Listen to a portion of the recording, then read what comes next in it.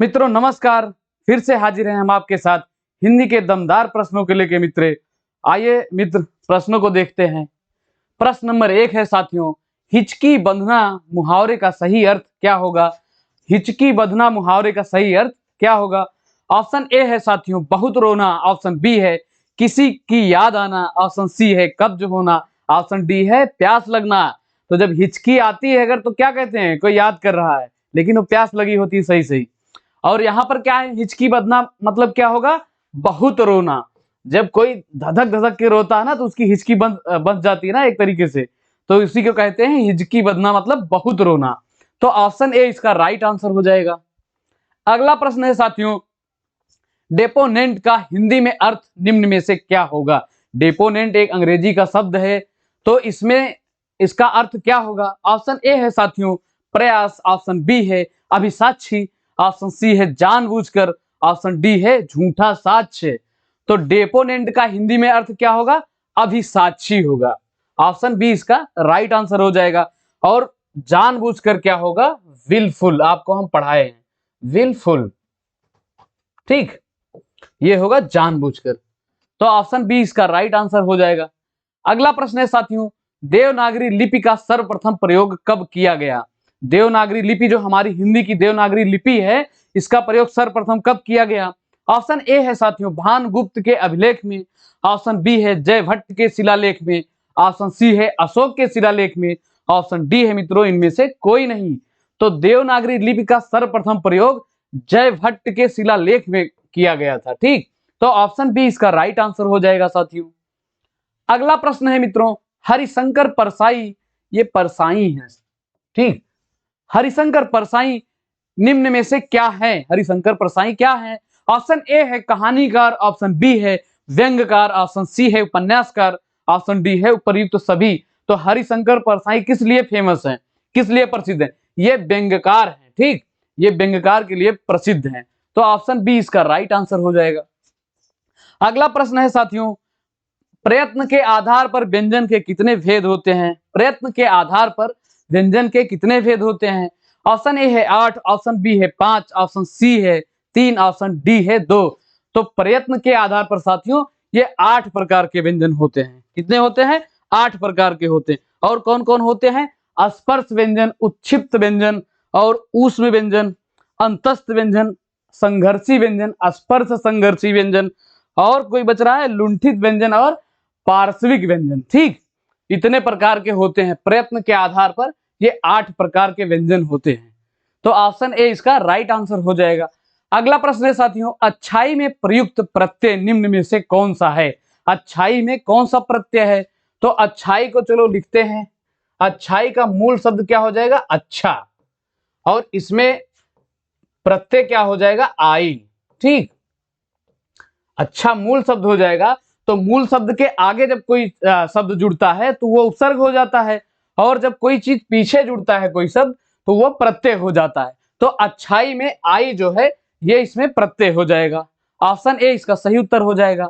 अगला प्रश्न है मित्रों, वर्तनी की दृष्टि से निम्न में से कौन सा सही है? वर्तनी की दृष्टि से कौन सा सही है? तो इसमें देखिए आशीर्वाद कैसे लिखा जाता सही। ऑप्शन ए है आशीर्वाद, ऑप्शन बी है आशीर्वाद, ऑप्शन सी है आशीर्वाद, ऑप्शन डी है आशीर्वाद। तो जो ये आशीर्वाद लिखा है यही बिल्कुल सही है, ऐसे ही आशीर्वाद लिखा जाता है। और आशीर्वाद में आशी प्लस वाद, इसमें विसर्ग संधि है दोस्तों, ठीक। आशीर्वाद में विसर्ग संधि, ये आशी प्लस वाद दो शब्द जुड़कर आशीर्वाद बनते हैं, ठीक। तो ऑप्शन बी इसका राइट आंसर हो जाएगा।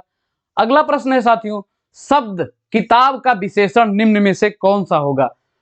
किताब का विशेषण कौन सा होगा? ऑप्शन ए है किताब, ऑप्शन बी है किताबी, ऑप्शन सी है पुस्तक, ऑप्शन डी है पढ़ाकू। तो किताब का विशेषण क्या होगा? किताबी होगा साथियों। किताब का विशेषण किताबी होगा। संज्ञा से विशेषण बनता है ना, तो किताब क्या है? ये संज्ञा है, तो इसका विशेषण क्या हो जाएगा? किताबी हो जाएगा, ठीक। ऑप्शन बी इसका राइट आंसर हो जाएगा। अगला प्रश्न है साथियों, प्रत्यय कितने प्रकार के होते हैं? प्रत्यय कितने प्रकार के होते हैं? मूल शब्द के पीछे जुड़ने वाले प्रत्यय होते हैं, और ये कितने प्रकार के होते हैं?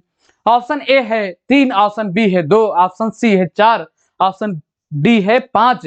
तो प्रत्यय दो प्रकार के होते हैं साथियों। कौन कौन से होते हैं? एक कृत प्रत्यय होते हैं और एक तद्धित प्रत्यय होते हैं। और कृत प्रत्यय जो है वो धातु से मिलकर बनते हैं और तद्धित प्रत्यय जो है ये संज्ञा, सर्वनाम और विशेषण से मिलकर बनते हैं। ठीक, तो कितने प्रकार के हैं प्रत्यय? दो प्रकार के। एक होते हैं ये कृत और दूसरा क्या होता है? तद्धित। तद्धित, ठीक, ये धा है। तो प्रत्यय कितने प्रकार के हो गए? दो प्रकार के हो गए। ये कृत या कृदंत इनको बोलते हैं, कृदंत। ये या कृत बोलिए या कृदंत बोलिए, दोनों एक ही है। ठीक, तो ऑप्शन बी इसका राइट आंसर हो जाएगा। अगला प्रश्न है साथियों, शब्द न्याय में निम्नलिखित में कौन सा उपसर्ग है? एक शब्द जो न्याय है उसका इसमें उपसर्ग क्या होगा? तो आइए देखते हैं न्याय कैसे लिखा जाएगा। न्याय का उपसर्ग इसमें क्या होगा? नी प्लस आय। इसका मूल शब्द क्या होगा साथियों? इसका मूल शब्द होगा आय। आय में कौन सा उपसर्ग लगा है? नी। तो ऑप्शन ए इसका राइट आंसर हो जाएगा। ठीक, अच्छा, उपसर्ग प्रत्यय में आप अलग करके जरूर लिखा करिए, इससे आपको संधि विच्छेद करने में बहुत आसानी मिलती है और प्रत्यय और उपसर्ग जो है पहचानना भी आसान हो जाता है। ठीक, अगला प्रश्न है साथियों, वे बाजार गए हैं वाक्य में कौन सा काल है? वे बाजार गए हैं, इस वाक्य में कौन सा काल है? तो वे बाजार गए मतलब ये वर्तमान काल का है, तो इसमें कौन सा वर्तमान काल का कौन सा भेद होगा? तो ऑप्शन ए है पूर्ण वर्तमान काल, ऑप्शन बी है सामान्य वर्तमान काल, ऑप्शन सी है तात्कालिक वर्तमान काल, ऑप्शन डी है संभाव्य वर्तमान काल। तो वे बाजार गए हैं मतलब काम पूरा हो गया है ना, तो इसमें क्या होगा? पूर्ण वर्तमान काल हो जाएगा। ठीक, वर्तमान काल के 5 भेद होते हैं साथियों, ठीक, हम आपको बताए हैं। तो ऑप्शन ए इसका राइट आंसर हो जाएगा। अगला प्रश्न है मित्रों, दुर्गा का पर्यायवाची निम्न में से कौन सा है? दुर्गा का, दुर्गा जी की पूजा करते हैं ना आप लोग, तो वही है, दुर्गा जी का पर्यायवाची क्या होगा? ऑप्शन ए है अजा, ऑप्शन बी है भारती, ऑप्शन सी है जाह्नवी, ऑप्शन डी है शशि। तो शशि किसका पर्यायवाची होता है? ये चंद्रमा का पर्यायवाची होता है, चंद्रमा। ठीक, और जाह्नवी किसका होता है? ये गंगा का पर्यायवाची होता है, गंगा। और भारती किसका होता है? ये सरस्वती जी का होता है, सरस्वती, सरस्वती। तो इसमें क्या बच गया? जो अजा है यही दुर्गा का पर्यायवाची होता है और अजा ब्रह्मा का भी पर्यायवाची होता है और बकरी का भी पर्यायवाची होता है। ठीक, तो इसको एक हिसाब से अजा को आप अनेकार्थी शब्द बोल सकते हैं, इसके कई अर्थ हैं। ठीक, तो ऑप्शन ए इसका राइट आंसर हो जाएगा साथियों। अगला प्रश्न है मित्रों, अजब निम्नलिखित में से किस भाषा का शब्द है? शब्द जो अजब है ये किस भाषा का शब्द है?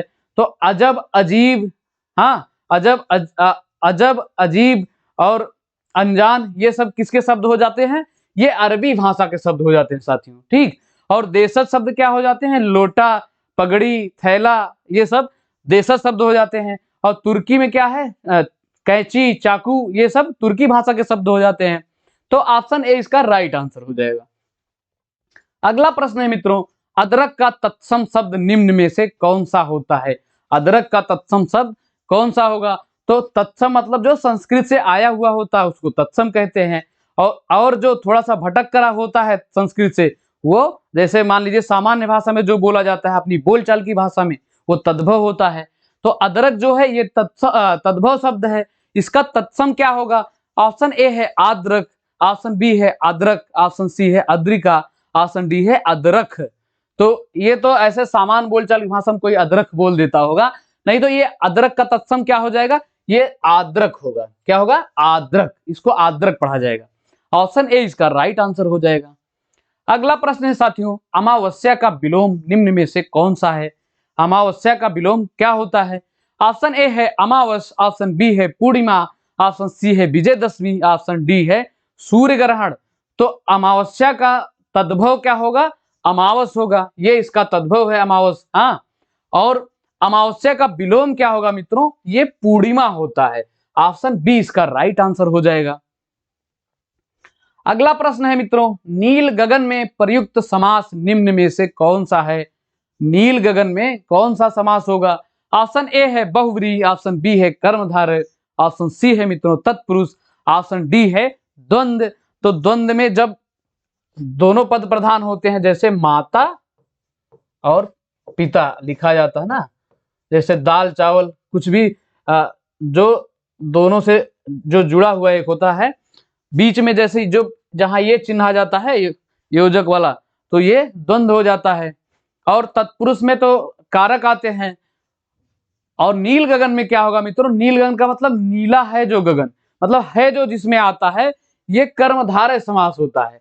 और बहुब्रीहि में क्या होता है, बहुब्रीहि में दोनों पद अप्रधान होते हैं, मतलब जैसे कोई रहेगा कोई शब्द, जैसे दशानन, ठीक, तो 10 है आनंद जिसके, तो अर्थात रावण को बोला जा रहा है, तो उसमें बहुब्रीहि समास होता है, दोनों में दोनों पद अप्रधान होते हैं उसमें। तो नील गगन में कौन सा समास हो जाएगा साथियों, ये हो जाएगा कर्मधारय समास। ऑप्शन बी इसका राइट आंसर हो जाएगा। अगला प्रश्न है मित्रों, निम्नलिखित में से आदिकाल के कवि कौन कौन हैं? इनमें से आपको बताना है कि आदिकाल के कौन कौन से कवि हैं। तो ऑप्शन ए है अमीर खुसरो, ऑप्शन बी है चंद्रवरदाई, ऑप्शन सी है विद्यापति, ऑप्शन डी है उपर्युक्त सभी। तो जी हाँ, ये उपर्युक्त सभी जो आदिकाल के कवि हैं, अमीर खुसरो, चंद्रवरदाई, विद्यापति, ये तीनों ही आदिकाल के कवि हैं। तो ऑप्शन डी इसका सही हो जाएगा। अगला प्रश्न है मित्रों, प्रेम वाटिका के रचयिता निम्न में से कौन है? प्रेम वाटिका के रचयिता कौन है? ऑप्शन ए है तुलसीदास, ऑप्शन बी है रस खान, ऑप्शन सी है रहीम, ऑप्शन डी है मीराबाई। तो प्रेम वाटिका के रचयिता कौन है मित्रों? ये रसखान जी हैं। कौन है? रसखान जी हैं। ऑप्शन बी इसका सही उत्तर हो जाएगा। अगला प्रश्न है मित्रों, निम्न में से पहाड़ी हिंदी नहीं है। तो पहाड़ी हिंदी कौन कौन सी होती है? नेपाली, गढ़वाली और कुमाऊनी। पहाड़ी हिंदी की 3 बोलियां हैं, नेपाली, गढ़वाली और कुमाऊनी। तो ये मैथिली कहां से आ गई? मतलब ये जो है पहाड़ी हिंदी की नहीं होगी। अच्छा, ये पहाड़ी हिंदी की नहीं है तो ये किस हिंदी की है? ये है बिहारी हिंदी की। ठीक, बिहारी हिंदी की कौन कौन सी बोलियां हैं? मैथिली, मगही और भोजपुरी। कौन कौन सी है? मैथिली, मगही और भोजपुरी। तो ये बिहारी हिंदी की बोली है। और ये तीनों नेपाली, गढ़वाली और कुमाऊनी, ये पहाड़ी हिंदी के हैं। ठीक, तो ऑप्शन डी इसका राइट आंसर हो जाएगा। अगला प्रश्न मित्रों, भैंस का बहुवचन निम्न में से कौन सा है? देखने में आसान लग रहा ना, लेकिन एग्जाम में यही सब गलत होता है और इससे ज्यादा लेवल कहीं नहीं आता, किसी एग्जाम में यही सब आता है। तो ये देख के ना कहिएगा कि ये क्या पूछ लिए।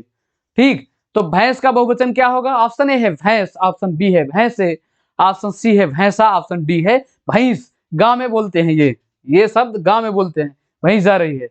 तो भैंस का बहुवचन क्या होगा? भैंसे होगा, भैंसे। ध्यान दीजिएगा, इस बिंदी का बहुत महत्व होता है हिंदी में। क्या है? भैंस का भैंसे। और जो भैंसा होता है ये इसका एक हिस्सा इसका नर होता है, जो उसको बोला जाता है। ठीक, भैंस जो होती है वो मादा होती है और जो भैंसा होता है वो नर होता है। ठीक, तो भैंस का बहुवचन क्या हो जाएगा? भैंसे। अगला प्रश्न है मित्रों, पतंग का अनेकार्थी शब्द निम्न में से कौन सा है? पतंग का अनेकार्थी निम्न में से कौन सा है? ऑप्शन ए है सूर्य, ऑप्शन बी है पक्षी, ऑप्शन सी है गेंद, ऑप्शन डी है उपर्युक्त सभी। तो पतंग आसमान में उड़ती है ना, तो आसमान में कौन रहते? आसमान में कौन और उड़ सकता है? आसमान में एक सूरज भी रहता है, वो भी चलता रहता है। चलता वो नहीं है, चलती पृथ्वी है, लेकिन लगता ऐसा है। ठीक, और पक्षी भी आसमान में उड़ता है। और गेंद जो आप खेलते हैं बॉल, ये भी तो आसमान में जाता है। तो पतंग के ये तीनों अनेकार्थी हो जाएंगे। ये ऑप्शन डी इसका राइट आंसर हो जाएगा।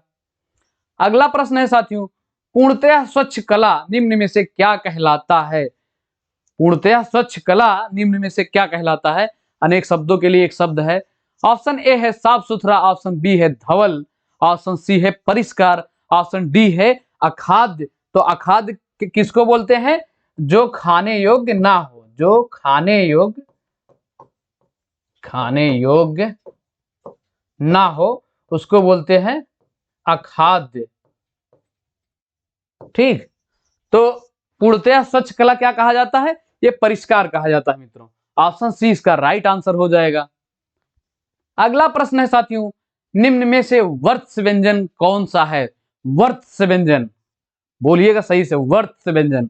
ऑप्शन ए है या, ऑप्शन बी है हा, ऑप्शन सी है का, ऑप्शन डी है शा। तो वर्त्स व्यंजन 3 होते हैं। कौन कौन होते हैं? शा, रा और ला। ठीक, ये वर्त्स व्यंजन होते हैं तीनों। तो इनको अगर ऐसे याद करें, सरल सरल वर्त्स व्यंजन सरल होता है। तो इसमें ये सही हो जाएगा। और क्या क्या होता है, ये कंठ होता है, कंठ, ठीक। और हा क्या होता है, ये काकल्य वर्ण होता है, काकल्य, ठीक, काकल्य, ठीक। और या होता है या, रा, ला, वा, ये क्या होते हैं, अंतस्थ व्यंजन होते हैं, अंतस्थ व्यंजन होते हैं, ठीक। या क्या होता है, काकल्य वर्ण काकल्य व्यंजन होता है। तो इस प्रश्न का वत्स कौन सा हो जाएगा, सा हो जाएगा, सा, रा, ला, ये होते हैं वर्ष होते हैं। तो ऑप्शन डी इसका सही हो जाएगा। अगला प्रश्न है मित्रों, दिग्गज में निम्नलिखित में से कौन सी संधि है, दिग्गज में कौन सी संधि होगी। ऑप्शन ए है स्वर, ऑप्शन बी है व्यंजन, ऑप्शन सी है विसर्ग, ऑप्शन डी है इनमें से कोई नहीं। तो दिग्गज का संधि विच्छेद किया जाए अगर, तो ये होगा दिक प्लस गज, ठीक, ये इसका संधि विच्छेद होगा। तो जब का जो है गा में जाके बदलता है, तो ये बदलने का किसमें होता है, ये व्यंजन संधि में होता है, ठीक, ना का मा में बदल जाता है। इसके नियम है, कई नियम है, हम आपको विस्तार से पढ़ाएंगे, टॉपिक वाइज ही पढ़ाएंगे, लेकिन अभी थोड़ी समय का अभाव रहता है, इसलिए अभी हम आपको प्रश्न नहीं करा रहे हैं, नहीं तो हम आप टॉपिक वाइज आपको हिंदी पढ़ाएंगे, बहुत अच्छे से पढ़ाएंगे, ठीक। तो दिग्गज में कौन सी संधि हो जाएगी, व्यंजन संधि हो जाएगी, और ये इसका संधि विच्छेद हो जाएगा मित्रों, दिक प्लस गज, ठीक। अगला प्रश्न है साथियों, श्रृंगार, देखो ऐसे नहीं लिखा जाता भाई, कैसे लिख दिए, अलग से लिख के बता दे रहे हैं आपको, ऐसे लिखा जाएगा श्रृंगार, ठीक। श्रृंगार रस का रंग इनमें से कौन सा होता है, श्रृंगार रस का रंग कौन सा होता है। ऑप्शन ए है नीला, ऑप्शन बी है पीला, ऑप्शन सी है श्याम रंग, ऑप्शन डी है उपर्युक्त सभी। और तो श्रृंगार रस का रंग कौन सा होता है मित्रों, ये होता है श्याम रंग, ठीक। और नीला किस रस का होता है, ये अद्भुत रस का होता है, अद्भुत रस का रंग क्या होता है, नीला होता है।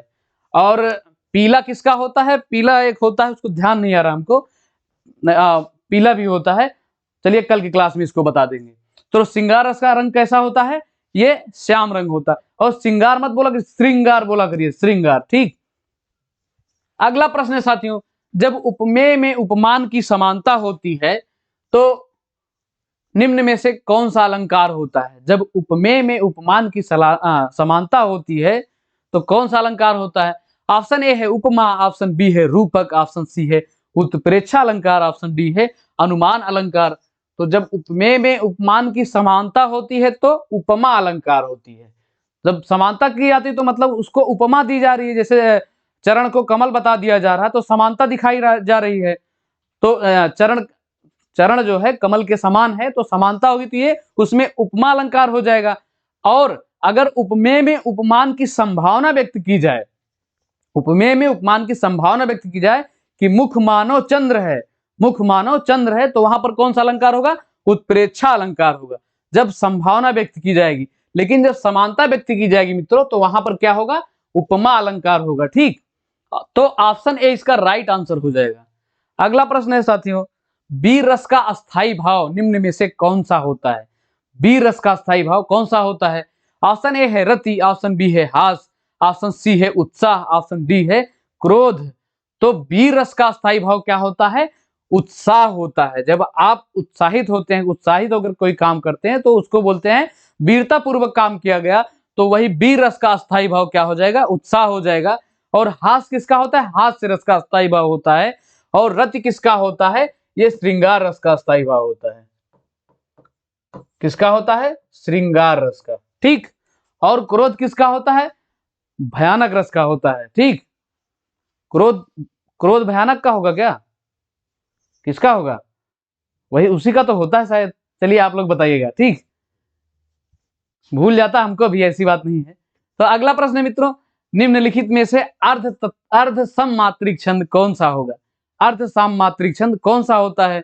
ऑप्शन ए है दोहा, ऑप्शन बी है सोरठा, ऑप्शन सी है बरवें, ऑप्शन डी है उपर्युक्त सभी। तो अर्ध सममात्रिक छंद में कौन सा हो जाएगा, उपर्युक्त सभी हो जाएगा। और दोहे के पहचान आप लोग जानते हैं ना, पहले और तीसरे चरण में 13-13 मात्राएं होती हैं, दूसरे और चौथे चरण में 11-11 मात्राएं होती हैं। और दोहे का उल्टा सोरठा होता है। और बरवे में मित्रों पहले और तीसरे में 12-12 मात्राएं होती हैं।